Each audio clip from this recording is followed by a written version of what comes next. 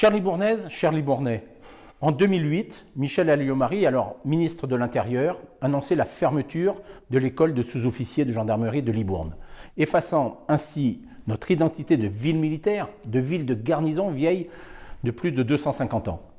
Aujourd'hui, le gouvernement, par la voix à nouveau de son ministre de l'Intérieur, Gérald Darmanin, vient réparer cette indélicatesse.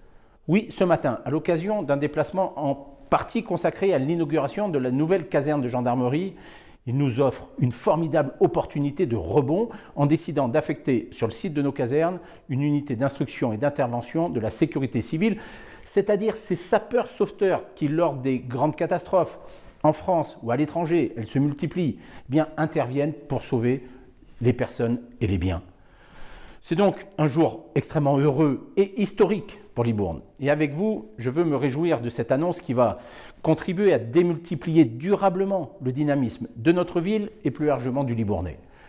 Vous le savez, depuis 10 années, la ville et la Cali n'ont eu de cesse de porter haut nos ambitions pour la reconversion de ces casernes. D'abord en devenant propriétaire, puis en garantissant autant que faire se peut la conservation des bâtiments historiques principaux.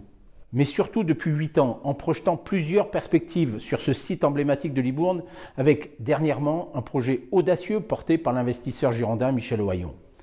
Jusqu'au bout, j'ai souhaité donner sa chance à ce projet, qui visait à implanter là un complexe œnotouristique d'une envergure européenne. Différents aléas ne me permettent plus aujourd'hui de croire possible le déploiement de cette perspective, à court terme en tout cas. Et depuis quelques jours, nous ne sommes plus liés par une promesse unilatérale de vente, désormais échue. C'est pourquoi, en accord avec les élus du conseil municipal de Libourne et ceux de la Cali, j'ai souhaité concourir pour obtenir l'implantation de cette unité de formation et d'intervention de la sécurité civile. Souvenez-vous, suite aux incendies girondins de l'été dernier, le président de la République, Emmanuel Macron, avait annoncé à l'automne vouloir doter la France d'une 4e unité de ce type. Plusieurs villes du sud de la France se sont alors, plus ou moins discrètement, positionnées comme candidates. Grâce à une action collective efficace, liant les élus et les services de la ville, de Libourne et de la Cali, les services de l'État, du préfet, du sous-préfet notamment, du député Florent Boudier, à qui objectivement nous devons beaucoup dans le portage efficace de ce dossier, nous avons su convaincre d'abord la direction de la sécurité civile, puis le ministre de l'Intérieur et jusqu'au chef de l'État. Je le dis aujourd'hui sans ambages, nous nous sommes battus comme des lions pour arracher cette décision en faisant valoir nos atouts.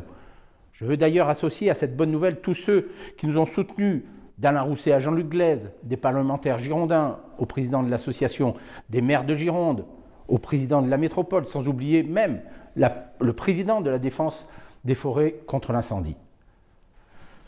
L'implantation de cette unité de sapeurs-sauveteurs ne nous fera pas oublier les désastres des incendies girondins de l'an passé. Ce n'est en rien une compensation, mais c'est en partie l'assurance pour le Sud-Ouest que le Sud-Ouest pourra bénéficier d'une capacité de projection nouvelle et calibrée en cas de nouveaux sinistres majeurs. Je crois que cette protection était attendue par beaucoup. Pour Libourne, c'est également l'annonce de l'arrivée de plusieurs centaines de familles nouvelles avec le dynamisme économique que cela sous-tend durablement.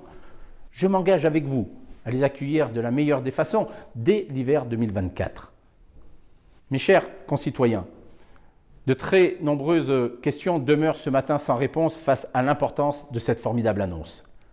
Les bénéfices seront innombrables pour notre ville et notre territoire. Il y aura également des conséquences collatérales importantes pour la ville, liées notamment à la fermeture de ces casernes qui, retrouvant leur destinée militaire, vont se voir imposer des contraintes de sécurité. Mais dès aujourd'hui, les services de la ville et de la Cali, sous l'autorité des élus ayant compétence dans ce dossier et qui se sont mobilisés à mes côtés depuis des semaines, je pense en particulier à Jean-Philippe Le Gall et à Laurence Roued, eux vont organiser un groupe de travail et un comité de pilotage pour mesurer et gérer l'impact de cette implantation. Dès le 29 août, je réunirai l'ensemble des élus du conseil municipal, majorité et opposition, pour pleinement les informer et les associer à toutes ces perspectives.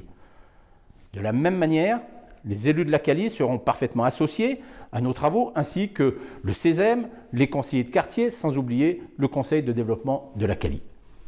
Et naturellement, dès la rentrée, conseil municipal d'une part, conseil communautaire d'autre part, auront à se prononcer sur cette mise à disposition de nos casernes. Bref, si beaucoup de retombées sont à prévoir, beaucoup, mais vraiment beaucoup de travail nous attend pour être au rendez-vous de ce challenge qui va se dérouler, vous l'avez compris, à une marche plutôt accélérée, puisque simplement 15 mois nous séparent des premières arrivées de militaires. Mais aujourd'hui, ne boudons pas notre immense plaisir de contribuer à écrire l'une des plus belles pages de l'histoire contemporaine de Libourne. Après les festivités de juin, après le Tour de France et les championnats de France d'aviron, avant Festard ce week-end, c'est décidément un bel été pour notre ville. Et j'avais envie de vous faire partager cet enthousiasme en vous redisant « Vive Libourne !»